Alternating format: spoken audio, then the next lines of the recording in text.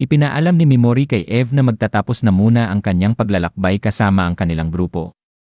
Gulat si Eve sa balita at agad na tinanong kung may nagawa ba siyang mali, lalo na't seryoso siyang tumulong sa misyon na iligtas ang prinsesa ng Nye. Ngunit pinawi ni Mimori ang kanyang pag-aalala at ipinaliwanag na ang kanyang pagsama sa grupo ay bilang kabayaran sa utang na loob kay Seras.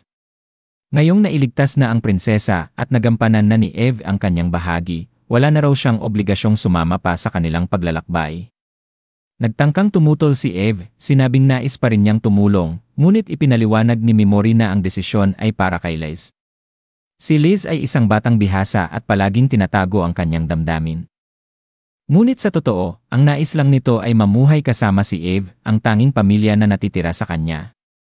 Bagaman mabigat sa loob, tinanggap ni Eve ang pasya.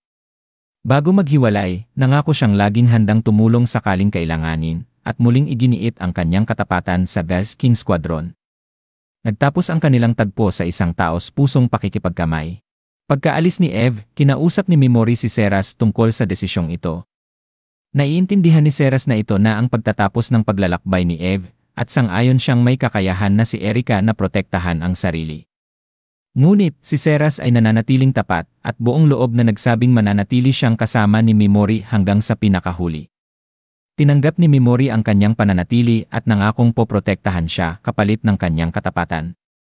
Tumakbo si Seras patungo sa kanya at nagsabi ng may kasiyahan na handa siyang sumama kahit hanggang sa dulo ng mundo. Sa kanilang emosyonal na sandali, inamin ni Mimori na dati inaakala niyang kailangang magkunwari upang tanggapin ng iba. Ngunit ngayon, nararamdaman niyang tinatanggap siya ni Seras sa tunay niyang pagkatao. Naghalikan sila, isang pagpapahiwatig ng mas malalim na ugnayan. Kinabukasan, masaya si Seras. Tinukso sila ni Erika tungkol sa nangyari noong gabi, ngunit simpleng sinabi ni Mimori na ipinagtibay lamang nila ang kanilang mga damdamin. Pagkatapos, tinanong ni Mimori si Erika tungkol sa kanyang kawalan ng ngiti. Inamin ni Erika na dahil sa matagal na pagkakahiwalay at kalungkutan, tila nakalimutan na niyang ngumiti. Dagdag pa niya, pinili niyang huwag na muling tumawa hanggat hindi niya nakikitang pinabagsak si Diyosa Vices na siyang kumuha ng kanyang potensyal. Hanggang mangyari iyon, ginagamit niya ang salitang ridiculous kapalit ng pagtawa. Ibinigay niya kay Mimori ang isang kwintas, isang susi na magbubukas ng daan patungo sa pinakaliblib na lupain, kung saan naninirahan ang mga pinagbabawal na tribo at nilalang.